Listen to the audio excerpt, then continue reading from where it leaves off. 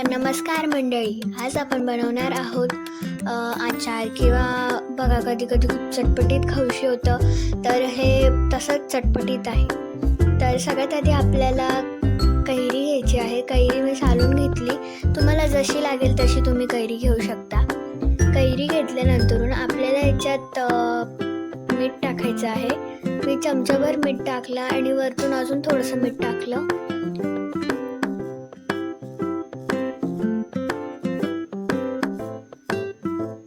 मीठ झाल्यानंतर आपल्याला याच्यात हळद टाकायची आहे.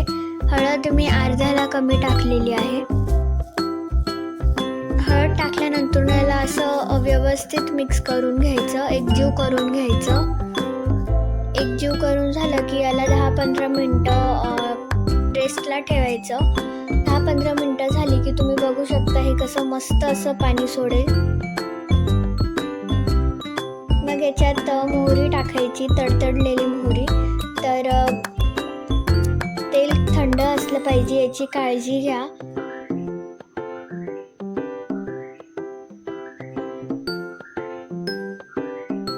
याच्यात मोहरी टाकायची आणि मस्त असं मिक्स करून घ्यायचं आणि घ्या, आपला आचार रेडी आहे.